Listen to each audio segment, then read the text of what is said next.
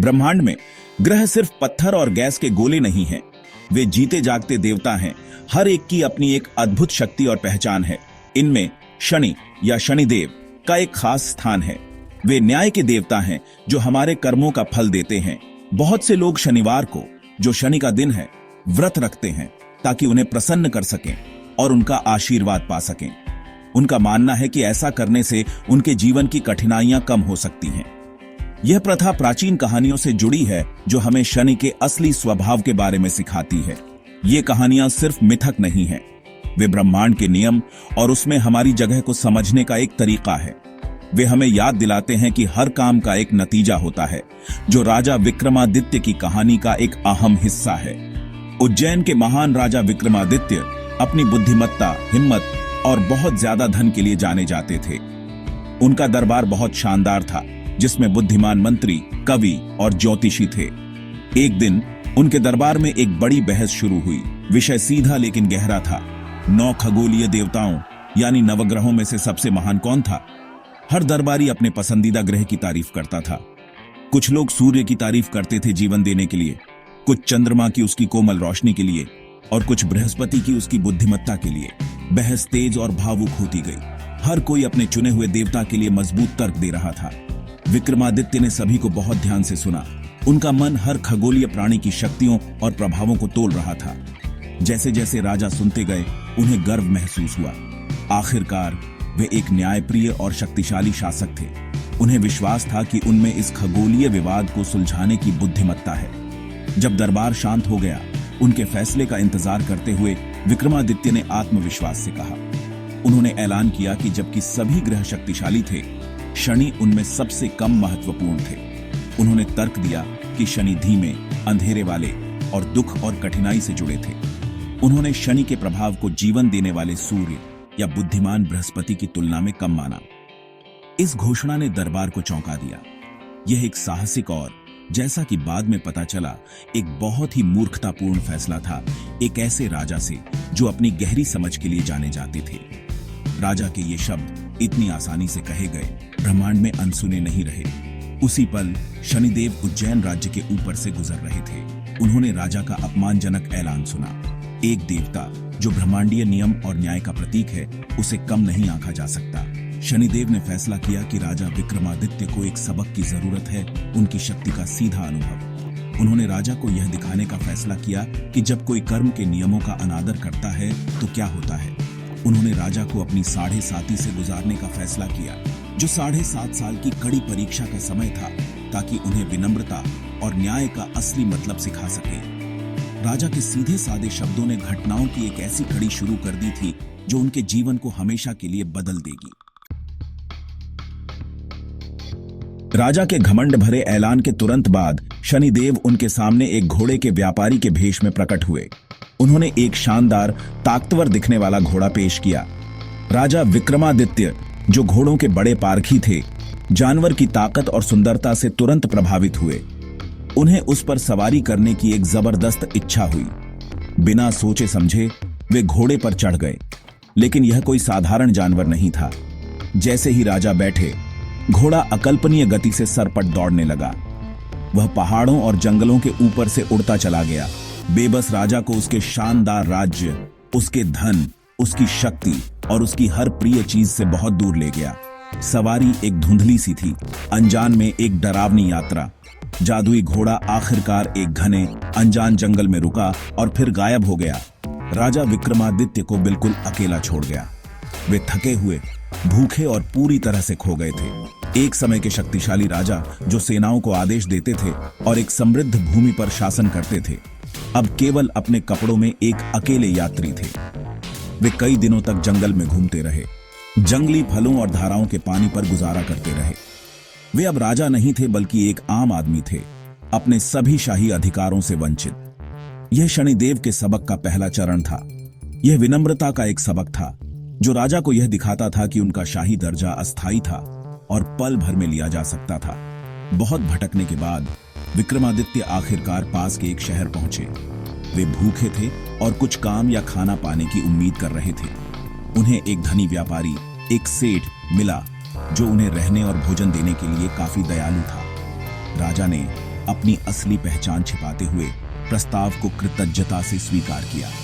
व्यापारी अजनबी के प्रतिष्ठित तरीके से प्रभावित हुआ और उसे अपनी दुकान में नौकरी की पेशकश की। विक्रमादित्य ने कोई और विकल्प न होने के कारण एक विनम्र सेवक के रूप में अपना जीवन शुरू किया। उन्होंने लगन से काम किया, लेकिन दुर्भाग्य हर जगह उनका पीछा करता रहा। दुकान में चीजें गायब हो जाती और बिक्री गिर जाती। यह सब शनिदेव की ब्रह्मांडीय नजर के सूक्ष्म प्रभाव के कारण था। एक दिन एक बड़ी त्रासदी हुई। व्यापारी की बेटी अपने कमरे में बेजान पाई गई और एक कीमती मोतियों का हार गायब था। गार्डों ने घर की तलाशी ली और विक्रमादित्य के मामूली सामान में हार पाया। यह वहां रखा गया था, शनि की परीक्षा का एक और हिस्सा। व्यापारी, हालांकि उसे विक्रमादित्य पसंद थे, गुस्से में था और धोखा महसूस कर रहा था। उसने पूर्व राजा को उस शहर के शासक के पास घसीटा। बिना किसी उचित सुनवाई के शहर के राजा ने विक्रमादित्य को चोर और हत्यारा घोषित कर दिया। सज्जा के तौर पर उसने आदेश दिया कि विक्रमादित्य के हाथ और पैर काट दिए जाएं। उज्जैन के एक समय के महान राजा को अपंग कर दिया गया और सड़कों पर भीख मांगने के लिए फेंक दिया गया। शक्तिशाली राजा विक्रमादित्य अब एक बेबस अपंग व्यक्ति थे। उन्हें शहर के बाहरी इलाके में छोड़ दिया गया था। काम करने, चलने या खुद को खिलाने में भी असमर्थ थे। उन्होंने बहुत दर्द और अपमान सहा। जो लोग कभी उनके सामने झुकते थे, अब उन्हें दया के मारे खाना फेंकते थे या बस उनकी पीड़ा को अनदेखा करते थे। वे अपने दिन और रात खुले आसमान के नीचे बिताते थे, सूरज की गर्मी और रात की ठंड सहते हुए। यह उनके कष्टों का चरम था, शनिदेव के सबक का सबसे कठिन हिस्सा। इस असहनीय दर्द के जरिए विक्रमादित्य अपने पिछले कामों पर सोचने लगे। उन्होंने दरबार में अपने शब्दों के पीछे के अहंकार और अपनी की गई बड़ी गलती को समझना शुरू किया। एक दिन एक तेल वाला, एक तेली ने उस विकलांग व्यक्ति की दयनीय हालत देखी। उसका दिल दया से भर गया। वह विक्रमादित्य को अपने छोटे से घर ले गया, उनके घावों को साफ किया और उन्हें खाना दिया। तेल वाले की पत्नी ने भी उनके साथ दयालुता से व्यवहार किया।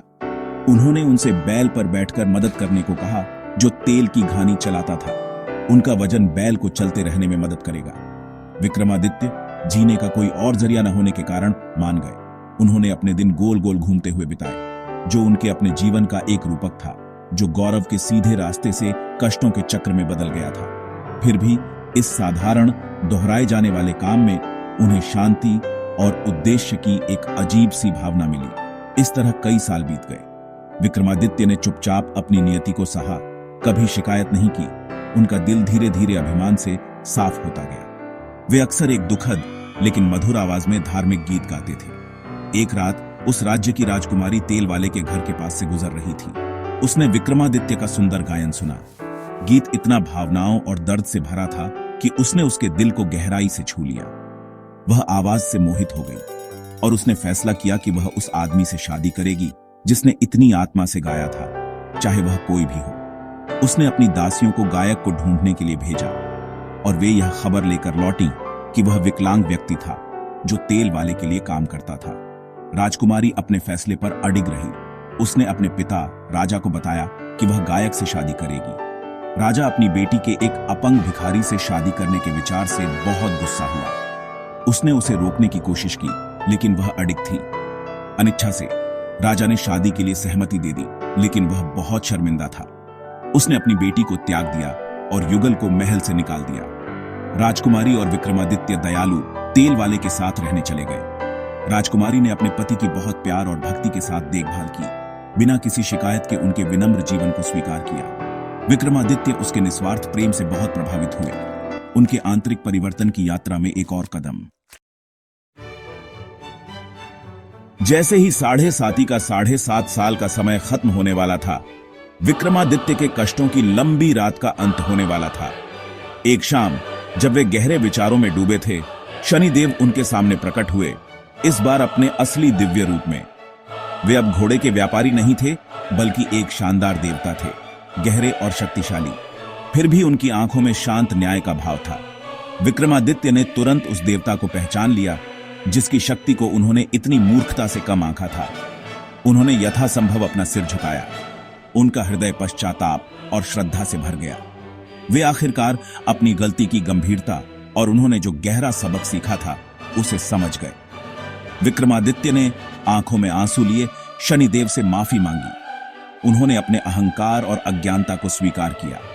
उन्होंने स्वीकार किया कि शनि कोई छोटा देवता नहीं बल्कि न्याय के महान दाता है, जो राजा और भिखारी के साथ समान निष्पक्ष कानून से व्यवहार करते हैं। उन्होंने समझा कि उनका कष्ट दुर्भावना से पैदा हुई सजा नहीं था, बल्कि अहंकार से अपनी आत्मा को शुद्ध करने की एक आवश्यक प्रक्रिया थी। राजा के वास्तविक पश्चाताप और उन्होंने जो विनम्रता सीखी थी, उससे प्रसन्न होकर शनिदेव ने उन्हें माफ कर दिया। उन्होंने विक्रमादित्य के हाथ और पैर लौटा दिए, उन्हें फिर से स्वस्थ कर दिया। उन्होंने सभी को राजा की असली पहचान बताई और उन्हें आशीर्वाद दिया। शनिदेव की कृपा से सब कुछ ठीक हो गया। शहर का राजा यह जानकर कि उसका दामाद उज्जैन का महान विक्रमादित्य था, शर्म से भर गया और उसने अपने जल्दबाजी के फैसले के लिए माफी मांगी। उसने अपनी बेटी की शादी बड़े धूमधाम और सम्मान के साथ मनाई। इसके तुरंत बाद विक्रमादित्य अपनी नई रानी के साथ अपने राज्य उज्जैन लौट आए। उनकी प्रजा, जिसने वर्षों तक उनके गायब होने का शोक मनाया था, ने उनके लौटने का अपार आनंद के साथ जश्न मनाया। राजा विक्रमादित्य ने एक बार फिर अपने राज्य पर शासन किया, लेकिन वे एक बदले हुए व्यक्ति थे, अधिक बुद्धिमान, अधिक दयालु और ब्रह्मांडीय व्यवस्था के प्रति गहरे सम्मान वाले। यह कहानी हमें एक गहरा सबक सिखाती है। शनिदेव कोई दुर्भावनापूर्ण देवता नहीं है जो कष्ट पहुंचाने में आनंद लेते हैं। वे न्याय और धार्मिकता के परम शिक्षक हैं। वे यह सुनिश्चित करते हैं कि हम अपने कार्यों के परिणामों का सामना करें, चाहे वे अच्छे हों या बुरे। उनकी पूजा करना और शनिवार का व्रत रखना किसी क्रोधित देवता को प्रसन्न करने के बारे में नहीं है। यह धर्म और कर्म के सिद्धांतों के साथ खुद को जोड़ने के बारे में है। यह ब्रह्मांडीय कानून के प्रति सम्मान दिखाने और अपनी परीक्षाओं को कृपा और विनम्रता के साथ सहने की शक्ति मांगने का एक तरीका है। विक्रमादित्य की कहानी हमें याद दिलाती है कि सच्ची महानता शक्ति या धन में नहीं, बल्कि विनम्रता, न्याय और ब्रह्मांड की सभी शक्तियों के प्रति सम्मान में निहित है।